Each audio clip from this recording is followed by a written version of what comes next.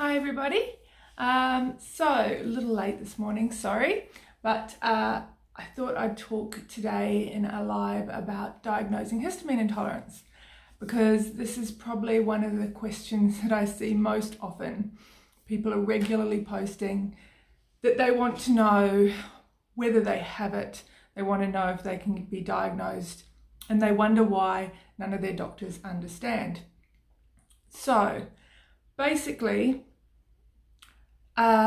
in Western medicine, conventional medicine, histamine intolerance is not recognized as a condition. So this is why most people have a lot of trouble when they're working with their doctors. So GPs and specialists will not usually understand histamine intolerance or recognize it.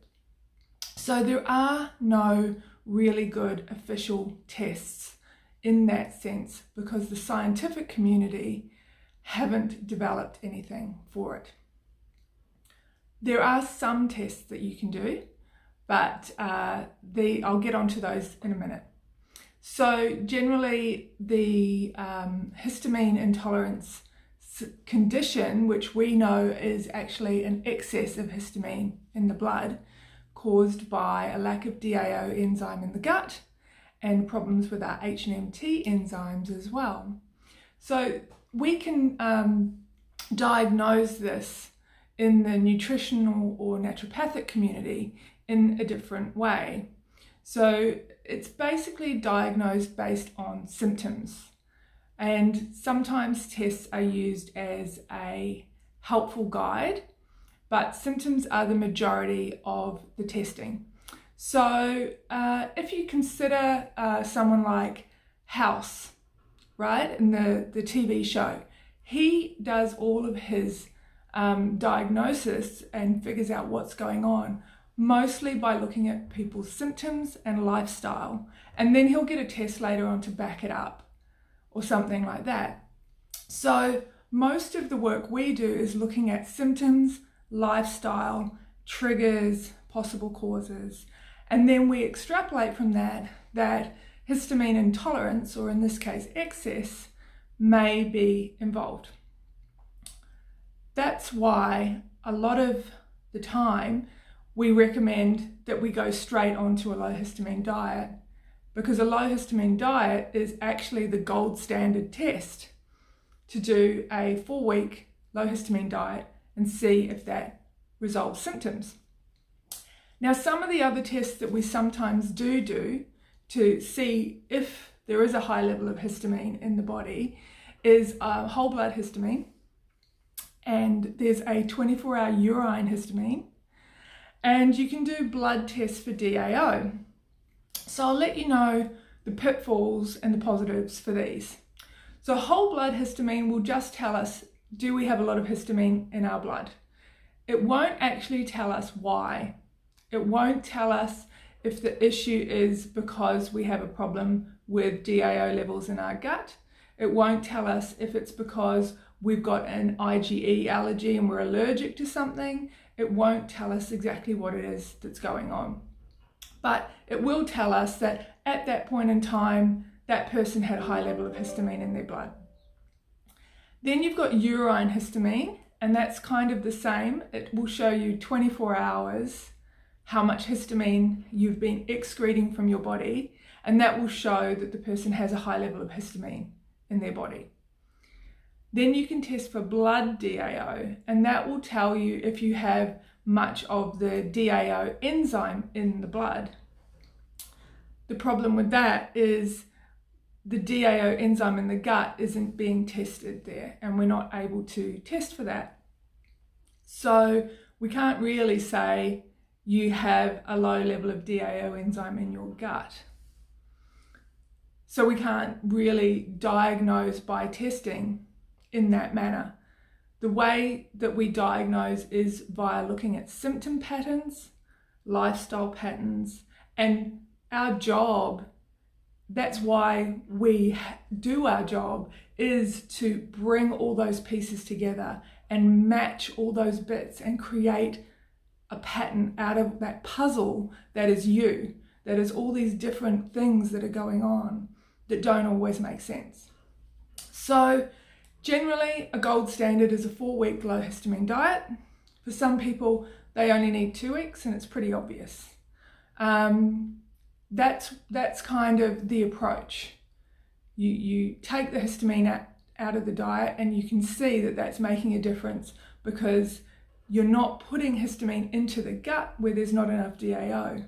Now, if it's not making a difference and the person still has all these allergy symptoms that appear like histamine intolerance, they may have mast cell activation syndrome.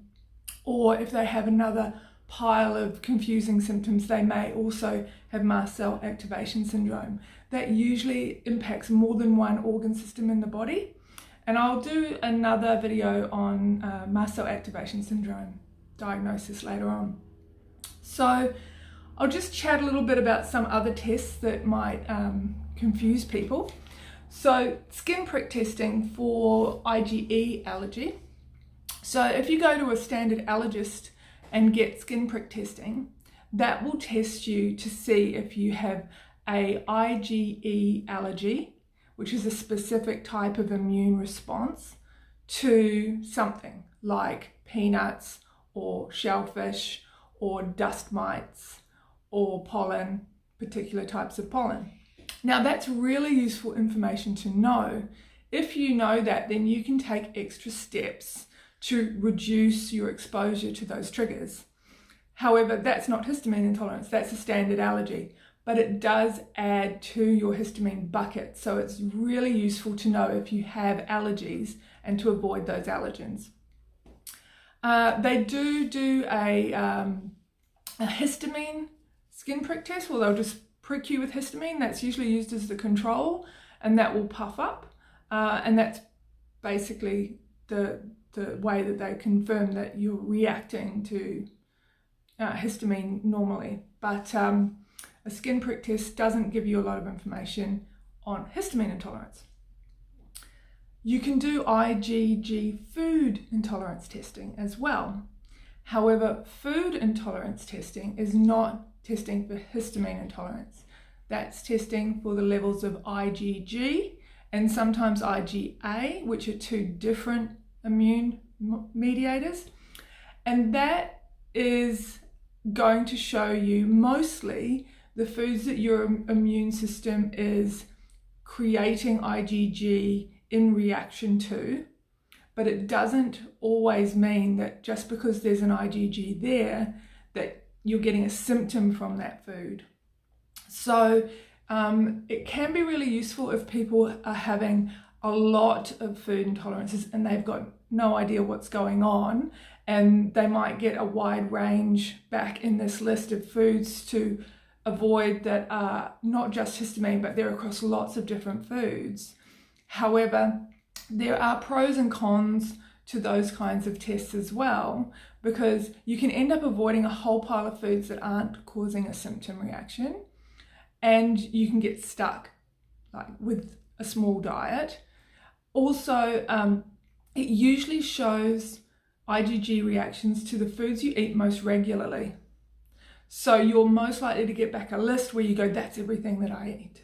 And that's because that's how the immune system works. So those tests can be useful, but you need to kind of do them with guidance so you don't just take a test and stop eating everything and then you're sort of stuck.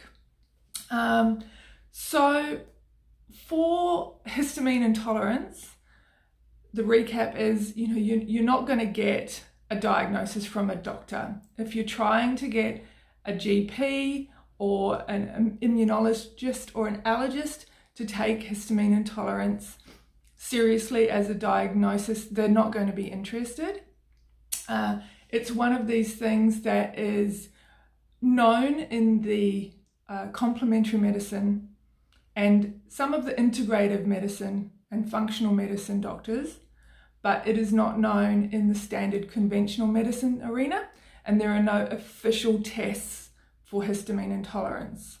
So if you think you have it, the best option is to see a complementary medicine practitioner, like a nutritionist like me, or a naturopath, or someone else who's aware of and understands histamine intolerance and is able to look at the bigger picture and not just say if all your bloods come back normal, you're fine. It's not a case of that, and that's not something that we do. We don't just accept all the bloods are normal, you're fine. We look at the symptoms, we look at what's going on with the person, and if the person's not fine, they're not fine.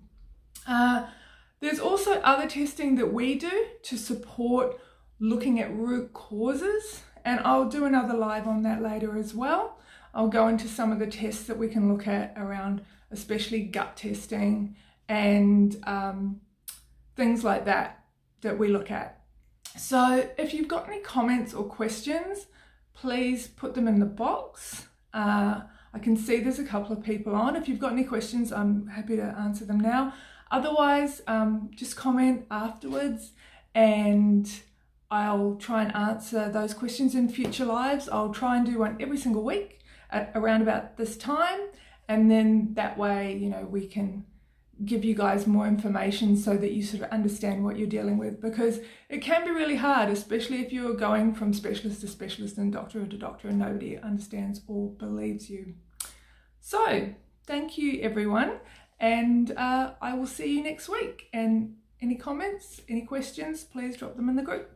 Thanks.